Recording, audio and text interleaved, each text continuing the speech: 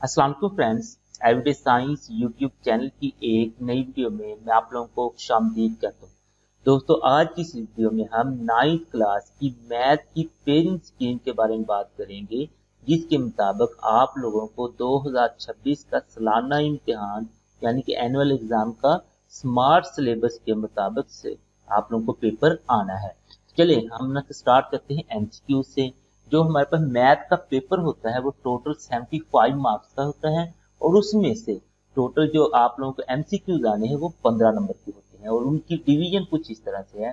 जो chapter number 1 है उसमें से एक एमसीक्यूज आते हैं, 2 में से भी एक आता है, 3 में से 2, 4 में से 2, 5 में से एक, 6 में से 2, 7 में से हमारे पास एक आता है, और 8 में से कोई एमसीक्यूज नहीं आएगा। उसकी वजह ये है तो जो अब आप लोगों को उन्होंने स्मार्ट सिलेबस दिया है उसमें जो 8वां चैप्टर है ना उसको मुकम्मल तौर पर स्किप कर दिया, यानी कि 8वें चैप्टर में से कोई सवाल नहीं आएगा, ना कोई एमसीक्यू, ना कोई शॉर्ट क्वेश्चन, ना कोई लॉन्ग क्वेश्चन। इसलिए आप लोगों को 8वां जो चैप्टर है उसको तैयार करने की जरूरत ही नहीं है। तो उसके बाद 9वें में से एक, 10वें में से एक, 11वें में से एक, 12वें में से एक और 13वें में से एक, इस तरीके से आप लोग पर टोटल 15 एमसीक्यूज आएंगे जो आप लोग को सारे ही अटेम्प्ट करने पड़ेंगे। एमसीक्यूज के बाद हम चलते हैं शॉर्ट क्वेश्चन की तरफ, जो कि हमारे पास ना कि 3 क्वेश्चन पर मुश्तमिल होते हैं। और पहला जो क्वेश्चन होता है वो पेपर का क्वेश्चन नंबर 2 होता है, क्योंकि क्वेश्चन नंबर जो 1 होता है वो एमसीक्यूज का होता है।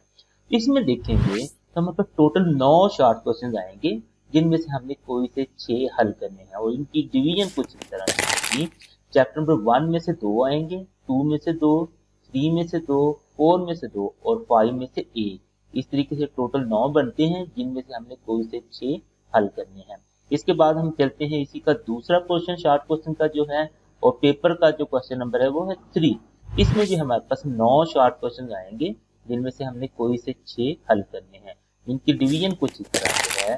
चैप्टर नंबर 6 में से 3 आएंगे, 7 में से 3 और 9 में से भी 3। इस तरीके से ये 9 आएंगे, जिनमें से कोई से 6 हमने हल करने हैं। इसके बाद हम चलें, जो हमारे पास पेपर का पोर्शन नंबर होता है, पेपर के शॉर्ट क्वेश्चन का पोर्शन नंबर है वो है 3, और पेपर का सवाल नंबर है वो 4। इसमें भी देखें तो 9 शॉर्ट क्वेश्चन आएंगे, जिनमें से कोई से 6 हमने हल करने हैं। इनकी डिवीजन कुछ इस तरह से है। चैप्टर नंबर 10 में से 2, 11 में से 2, 12 में से 3 और 13 में से 2। इस तरीके से ये भी 9 बनते हैं, जिनमें से हमने कोई से 6 हल करने हैं। तो यहाँ तक हमने एमसीक्यूज और शॉर्ट क्वेश्चन की ना के पेयरिंग स्कीम देख ली कि एमसीक्यूज कितने आने हैं और कौन कौन से चैप्टर में से आने हैं, और शॉर्ट क्वेश्चन कितने आने हैं और कौन कौन से चैप्टर में से आने हैं। अब हम देखते हैं जी कि इसके बाद लॉन्ग की अगर हम देखें ना तो 15 नंबर के हमारे पास ना के एमसीक्यूज थे, क्योंकि टोटल 75 नंबर का हमारे पास पेपर होता है, और जो हमारे पास शॉर्ट क्वेश्चन थे वो हर पोर्शन में से हमने 6 करने थे। टोटल 18 और ये हर सवाल के 2 नंबर होते हैं, 18 2 36 शॉर्ट क्वेश्चन के नंबर हो गए, 15 एमसीक्यू के हो गए। तो ये हमारे पास हो गए 51 मार्क्स। अब 51 मार्क्स के बाद हमारे पास 24 मार्क्स रह गए, क्योंकि टोटल 75 नंबर का पेपर है। तो 24 मार्क्स जो हैं वो हमारे पास लॉन्ग क्वेश्चन के हैं। तो लॉन्ग क्वेश्चन के 24 मार्क्स हैं, तो इसका मतलब अगर वो हमने 3 करने हैं तो हर किसी के फिर 8 होंगे, और हर किसी का फिर 1-2 जुज होंगे, तो वो 4 नंबर का शॉर्ट जो लॉन्ग क्वेश्चन है वो आता जाएगा। चलिए हम देखते हैं। तो अब जो लॉन्ग क्वेश्चन है ना उनको भी ना कि 2 सेक्शन में उन्होंने तकसीम किया। ये नहीं किया कि आप लोगों को इकट्ठे 5 लॉन्ग क्वेश्चन दे दें और उनमें से कहें कि आप लोग कोई से 3 हल करें। ऐसा नहीं होगा। पहले आप लोगों को जो सेक्शन नंबर 1 आएगा उसमें से 3 लॉन्ग क्वेश्चन आएंगे, जिनमें से आप लोगों ने 2 लाजमी हल करने हैं। अब इनकी डिवीजन किस तरह से है। जो क्वेश्चन नंबर 5 यानी कि लॉन्ग क्वेश्चन नंबर जो 1 होता है वो चैप्टर 1 और 2 में से बनेगा, यानी ए पार्ट 1 में से और बी पार्ट 2 में से 4 नंबर का ये होगा। टोटल ये 8 नंबर का लॉन्ग क्वेश्चन बन जाएगा। अगर आपने इसको अटेम्प्ट करना है तो इसके दोनों पार्ट्स आपको हल करने पड़ेंगे। इसी का अगर हम दूसरा देखें तो चैप्टर नंबर 3 और 4 में से बनेगा, ए पार्ट 3 में से और बी पार्ट 4 में से 4 नंबर का, ये भी हमारे पास 8 नंबर का सवाल होगा। और तीसरा जो होगा वो 5 और 6 में से, ये भी 4 नंबर का और 8 नंबर का लॉन्ग क्वेश्चन बन जाएगा।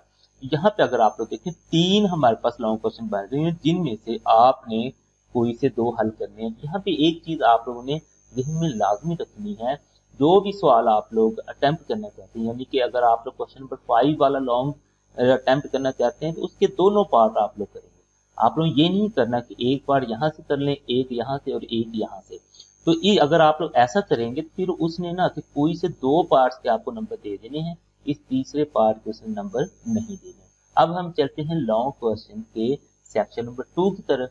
तो 2 में अगर हम देखें तो 2 लॉन्ग क्वेश्चन आएंगे लैदा से, उसमें से आप लोगों ने एक करना है। अब इनकी डिवीजन कैसे है, जो क्वेश्चन नंबर 8 यानी कि लॉन्ग क्वेश्चन नंबर इस सेक्शन का जो पहला होगा वो चैप्टर, उसका जो ए पार्ट है वो 7वें और 10वें चैप्टर में से मिलकर बनेगा, और जो बी पार्ट है वो 9वें चैप्टर में से बनेगा। यानी कि ये 3 चैप्टर आप लोगों को तैयार करने पड़ेंगे इस एक सवाल को अटेम्प्ट करने के लिए।